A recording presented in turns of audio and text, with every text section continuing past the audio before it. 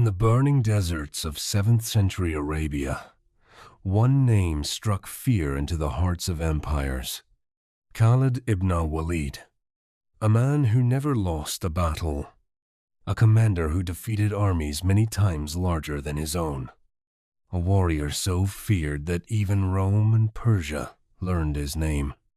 But what makes his story extraordinary is that he began as the enemy. Before becoming a Muslim, Khalid ibn al-Walid was one of Quraysh's most brilliant military minds. At the Battle of Uhud, he executed a devastating cavalry maneuver. When Muslim archers abandoned their positions, Khalid seized the moment. He attacked from behind. The battle turned instantly. It became one of the most painful defeats for the Muslims, and Khalid was responsible. At that time, no one could imagine that this very man would one day defend Islam with unmatched loyalty. Years later, something changed. The rise of Islam was undeniable. Its message was spreading beyond Mecca. Its influence was growing stronger by the day. Khalid began to reflect. He realized that the Prophet Muhammad was not a liar, not a poet, and not a madman, as many had claimed. In the year 629, Khalid traveled to Medina. When he stood before the Prophet and accepted Islam, the Prophet gave him a title that would define history: Sayfullah, the sword of Allah. From that moment forward, Khalid's sword would defend the very faith he once fought against. Soon after his conversion came a moment that would cement his legacy forever. At the Battle of Mu'tah, the Muslim army faced a massive Byzantine force, tens of thousands strong. 3 Muslim commanders were killed, one after another. Chaos spread. Defeat seemed inevitable. Then Khalid took command. In a single night, he reorganized the army. He rotated troops. He changed formations. He created the illusion of reinforcements. The next day, the Byzantines hesitated. Khalid maneuvered with precision and withdrew the army safely, saving thousands of lives. That day, he broke 9 swords in battle. 9.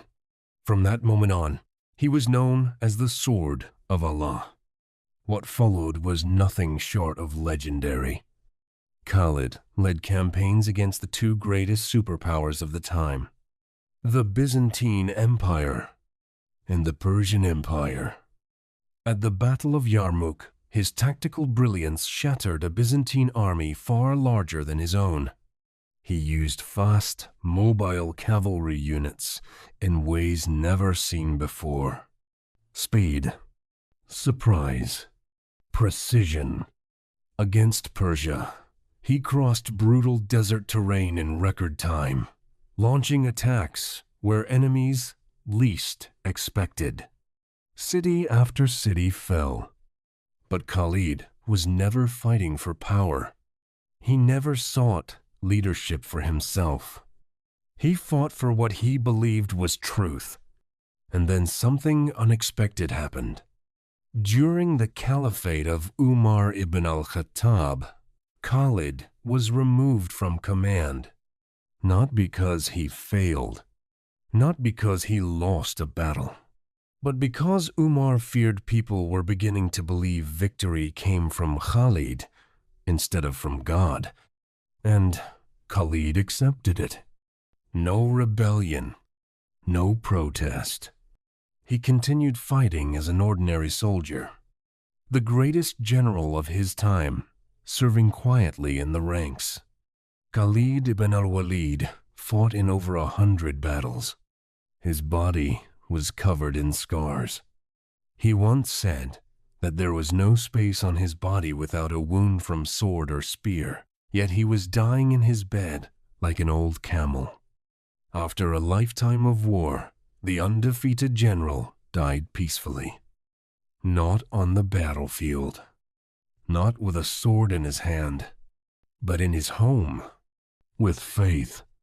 Khalid ibn al-Walid remains one of history's most remarkable military commanders, respected by Muslim historians, studied by military strategists, remembered as a man of courage, discipline, and transformation. From enemy to defender, from feared warrior to the sword of Allah, his story is not only about war, it is about change, conviction, and loyalty. And perhaps that was his greatest victory of all.